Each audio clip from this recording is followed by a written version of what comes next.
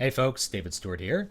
I thought I might do a little review and analysis for you of a movie you probably haven't seen because it's a B movie, it's a low budget movie called Curse of the Dragon Slayer.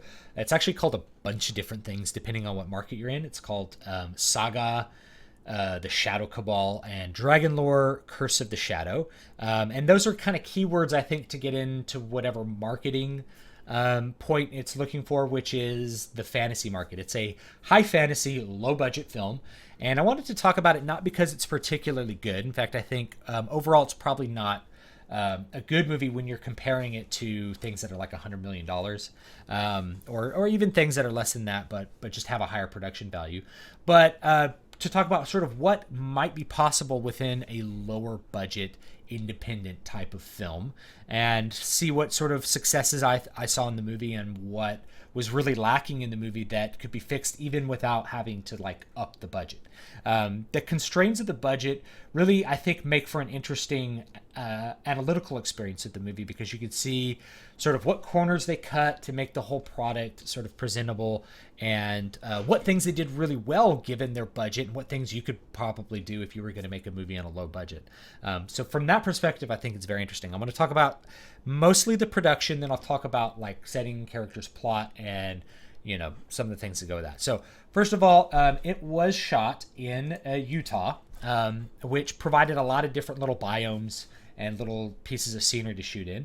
One of the ways that they avoided having to deal with the very expensive process of creating sets is they really didn't use sets. They shot almost everything outdoors. There's a few indoor scenes. There's like some scenes in a cave. Well, that's a cave. Then there's some indoor scenes in like a castle, but I think they might have just shot it in like whatever stone looking building they could find. It's a very tight shot. It's indoors. It's very controlled what you see in the scene. And then there's also there's also a little bit of an outdoor scene with that. It's the same thing. You see the rocks, you don't really see the castle. And that's an easy way to sort of avoid a big expense with something like a fantasy film where building sets can be not only very expensive but very time consuming. And when you're making one of these independent type movies, you tend to be very time bounded. You're very limited on the amount of time you can shoot because of all the constraints, not just the budget constraints, but what your actors need to be doing. They need to be working all the time because of their particular needs. So here's an indoor scene.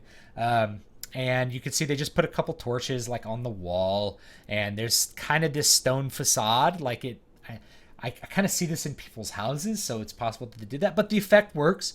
You get the idea. Okay, they're in like some kind of little castle interior, and there's some torches for light, and there's some sunlight, and this dude's wearing your standard costumes.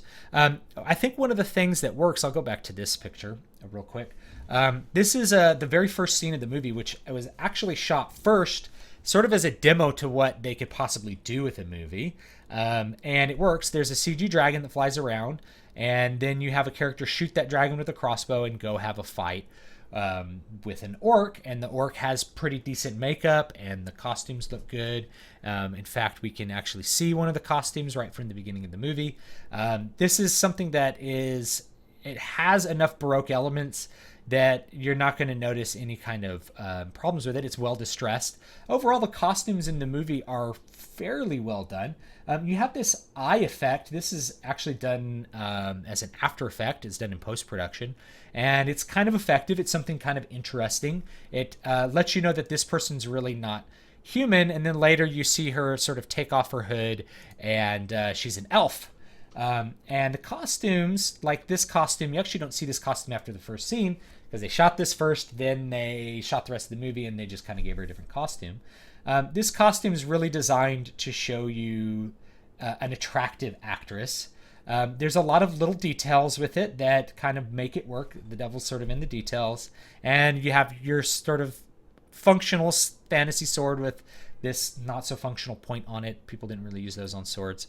But overall, the costumes work pretty well. Later on, you get to meet a knight. So here's the other elf costume. And he's got a lot of medieval type attire that kind of works. I tend to be kind of a pedant when it comes to medieval armor. So allow me to be a pedant for a minute and talk about some of the problems with the costumes. The costumes are not poorly constructed per se.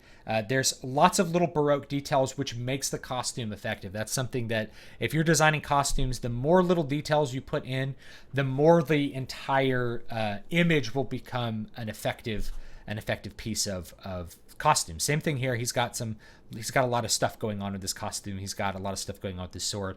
All those adding of details ends up making the whole thing appear more real. And again, this is an outside shot of some stone somewhere, so you don't ever see the whole castle. You just kind of see the stone. So that's another corner that you can cut.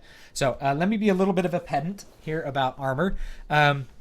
This is something that is very sort of like a trope in fantasy, is this sort of boob armor. Armor that specifically shields a woman's breasts and like molds over her breasts. That's not something that you would actually want. You also have like this sort of chainmail. Like at least they didn't use knitted mail in this. That's actually pretty cool. That's one of the reasons that I think the costumes are effective, even though I'm a pedant when it comes to medieval armor. And by pedant, I mean like I know enough about medieval armor that it's annoying to me when people have stupid armor, like ineffective armor. So you have chainmail here. Chainmail is a very effective kind of armor. The knight's wearing chainmail behind her. And you have this like leather shoulder pad, and most of this armor is just leather. And leather is actually really bad kind of armor.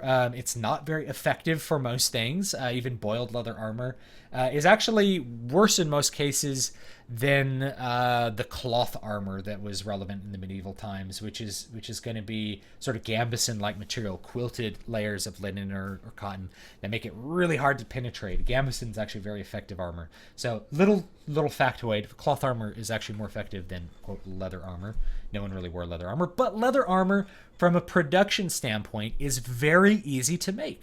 You cut out the strips of leather and you put them together, and then you have a leather costume.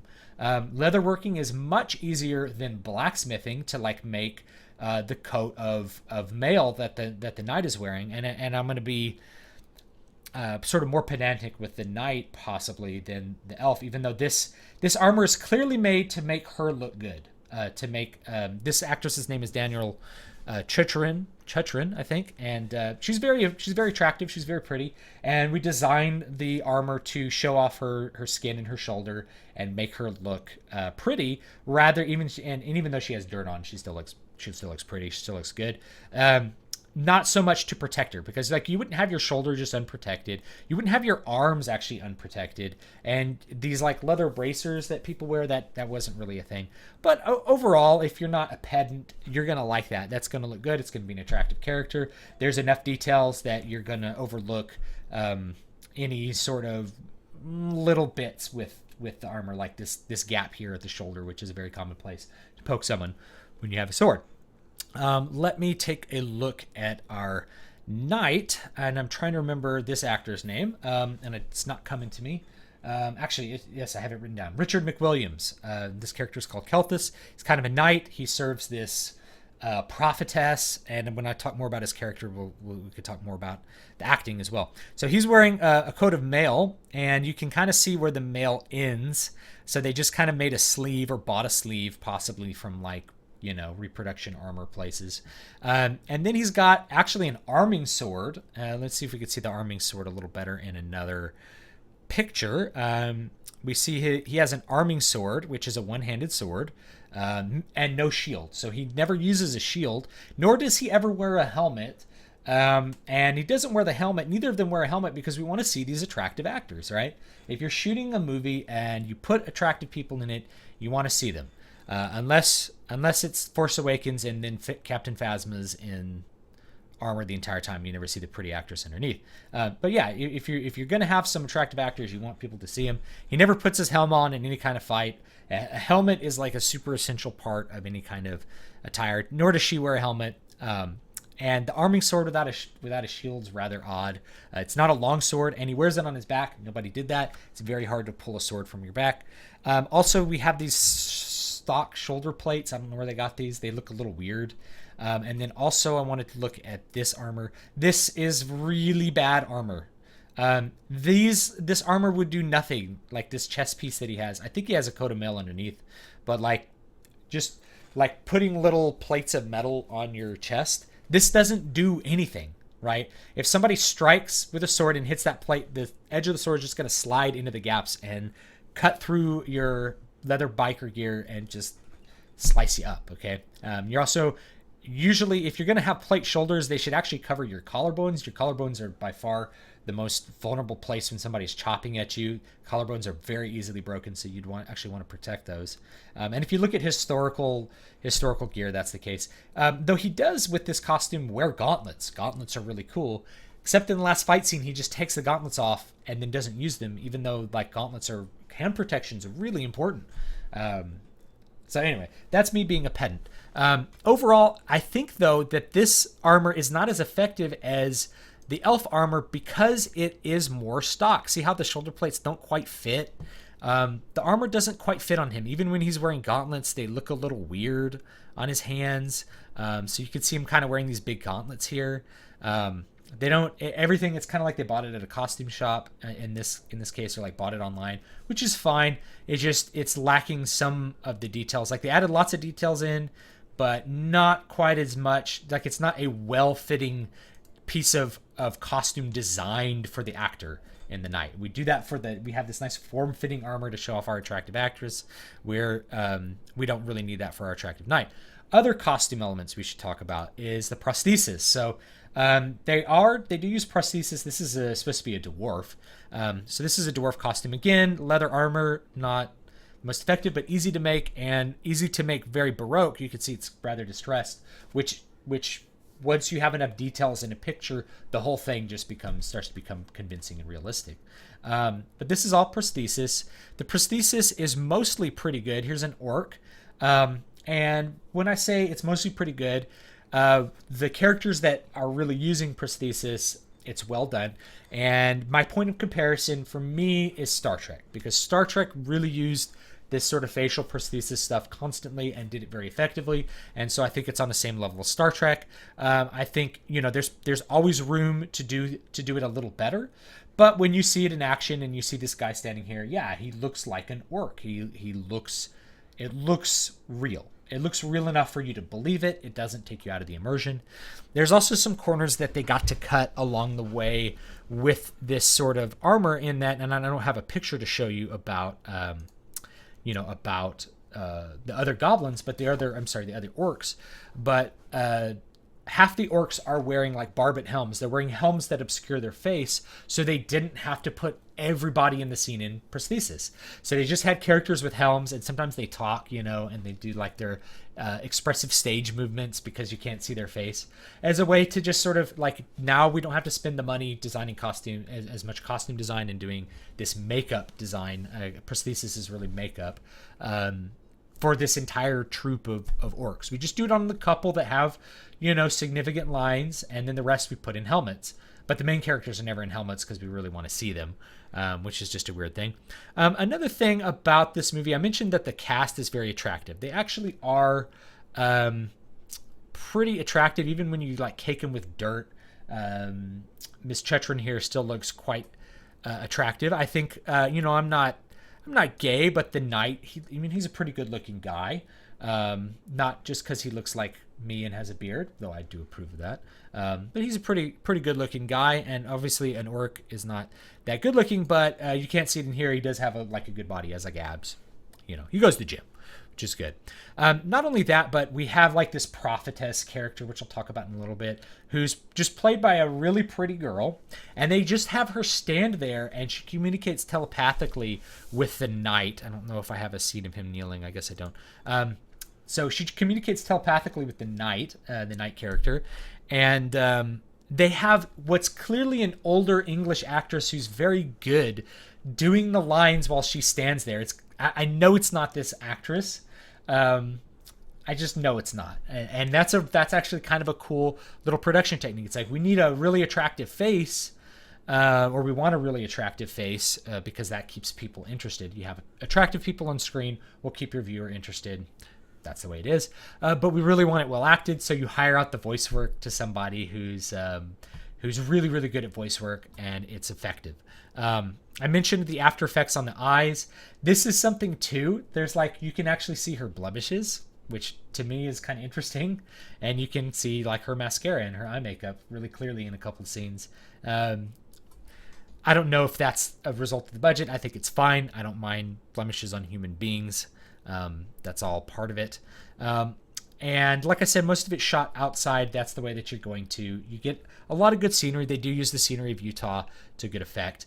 Lastly, on the costumes, you do have some background characters that have sort of appropriate costumes, though you'd wear like a pad with a coif. It's me being a pedant again. There is CG in the movie. There's actually quite a bit of CG. At the beginning, there's this CG of a map that I don't know why they did that. I don't know why they did a CG map. Seems to me like you drew this map somehow, and it's just like a map. It doesn't really show anything because it doesn't need to for the story. But why couldn't you print this out and then kind of distress it and then put your prop daggers and swords into it and then just like shoot it with a camera so it doesn't look fake, because it looks very fake when you see it. It looks very cartoonish. It does not look real. So that's a flaw. But in this scene, the dragon looks pretty good. And again, I mentioned this in my CGI video. When things are sort of more in the background, we tend to believe them a little bit more than when they're up close. When we see the dragon up close and it's CG'd, the realism breaks a little bit, but not too bad. So overall, their use of CG is okay.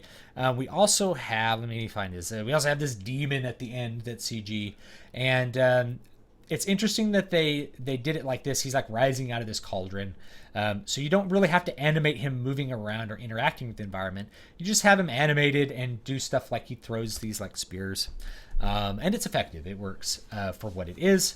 And because it's obscured, because we have so much of the detail, we have this like fire detail, but there's so much of it's obscured and it's a dark scene, we don't notice any kind of flaws that might exist with a more swiftly done or lower budget CGI job. And that is a little detail. So again, it's about how you're going to take what is available to you and try to create something effective.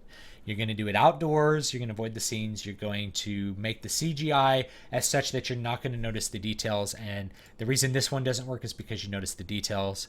And you're going to make really Baroque detailed costumes.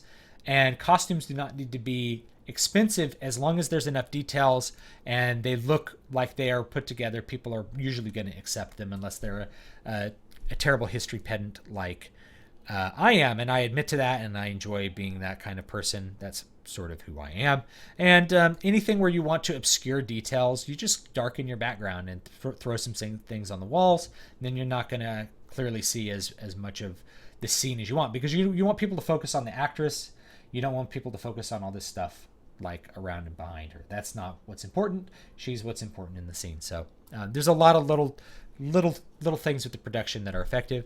Also, you do have a number of bad guys that are just in masks, and that works. You can just voice over the actor later, and they do lots of cool effects on the voice that work. The orc character, who's one of the main characters, they clearly have a pitch effect on his voice to drop it about 3 steps or so, but it's enough. It makes it sound slightly inhuman, so that's effective as well. So there's lots of little effective things that work. Let's talk a little bit about the story and some of the things that really stop this movie from being, good overall, or stop it from being extremely successful or extremely effective overall. And the main one is really the story. So you have all these cool production things that you're doing, but it seems like the movie was made in a way that you wanted to hit all of the check boxes for like what a fantasy story is, based on like whatever sort of cliches you know about with fantasy. So you have the word dragon in the title for 2 of the 3 titles that they work with, even though the slaying dragons do not feature prominently in this film. There's a couple of them flying in the air at the end, and then there's one right here. She kills this dragon with this very powerful crossbow, and then that's the only dragon you see. She gets her curse the main character gets this curse, not from the dragon, but from the orc that's riding the dragon. But you hit the word dragon to get in there. So you put your dragons in, you put elves, you put dwarves, you put people, and then you have like some sort of story involving gods. And you kind of hit all the check boxes on the way. And then, of course, you ramp up the stakes at the end to sort of be like a save the world sort of scenario. And I'll talk about some of the issues of that as we go. So the setting is sort of a slightly depopulated fantasy world. The elves and the humans and the dwarves got together and fought a war against the orcs. The gods are apparently fighting a war in the background of this. That's just kind of thrown out as lore at the beginning. And the orcs are sort of forced to go into the wasteland, which is, the desert parts of Utah, because this film was shot in Utah. And that's sort of the background. That's the setting. And from that arises some of the conflicts in the characters, which are actually kind of effective. Orcs and elves, the orcs have raided the elf lands and killed a bunch of the elves. So this takes place after this long war. So you have a character that's an elf and a character that's an orc, and obviously they are not going to get together and be friends so readily, simply because they are historical enemies. So there's a lot of tension there that's born out of the lore. That's cool. Your orcs are all like raiders from the wasteland because they live in a place with no food. So that is born from the setting. And then you have the knight who is dedicated to his religious order, sort of rounding out the cast from the setting. And the religion is mostly about whatever ill-defined gods they have. He follows this prophetess who's a prophetess of a goddess, but they never name it because they just kind of want to keep it kind of blurry. And then there's this lore with the old gods coming back, which is never really explained either. And that's something that you really can do a better job of. Just give things a name. That's a little detail that you can do in story writing that makes it so much more effective, right? If it's call her the goddess, give her a name, call her, call her Elune or whatever name you want to give to your goddess. Just make a name up so that these people think personally about their god, right? Rather than they say, oh, she's just a goddess. There's lots of goddesses in sort of classical mythology. Just give them a name. So there's a little detail there from the setting that definitely could have been done better. The characters, let's talk about the characters. There's 3 main characters and the rest are sort of antagonists or sort of side characters. You have the knight, Kelthus, who is devoted to his prophetess, who's the prophetess of a goddess. His conflict, and to me, he's sort of the best character. Not for any lack of I mean, a good reason that he's the best character is that he's very well acted. This is probably one of the best acting jobs in the movie. And somebody on the channel said before that, you could tell the quality of an actor by the quality of the script they have to work with. Well, he does a great job with it. He really sells his part. He sells the conflict that's inside of him, and the story kind of does sell you on the conflict. He keeps getting messages from his prophetess that basically the end justifies the means. That is his big personal conflict, is the end. Does the end justify the means? He does a lot of bad things because his prophetess tells him so. Then, of course, she betrays him at the end after he basically does what she wants and has a dark night of the soul. If you guys have ever read Blake Snyder's Save the Cat, it's kind of a Save the Cat type of fantasy strokes here. But it works. This character is called Nemet, I think, and she is an elf. She, at the start of the movie, kills a dragon. On it is an orc that she fights with a sword and cuts his head off. And when she cuts his head off, she gets cursed with this tattoo that labels her as part of the shadow. Again, name it a name, just make up a name. They make up a name for one of the gods, Goth Azul. It sounds like a cool name. Makes me think of Kazakh Thul from EverQuest. So that's cool. So then she gets that, and that sets the whole thing in motion, where she is trying to get rid of this curse that marks her as an agent of the shadow. And so Kelthus actually frees her and says, "Well, I'm gonna use you to try to take out this Shadow Cabal, because you have this mark and you know where this stuff's going to go." The characters end up together by basically withholding critical pieces of information from each other that Kelthus basically wants. They meet this orc along the way. They actually meet him tied up. They cut him down. He says, "I'll help you, but I'm not going to tell you exactly what I know until we get to where we're going." And so the three of them sort of set off. This character, the orc, I think it's called Kulaman. He's basically a paragon character. He's like the badass warrior. He doesn't really have any growing to do. He has like a revenge quest, and he fulfills that revenge quest and then continues to help his now found friends to sort of save the world.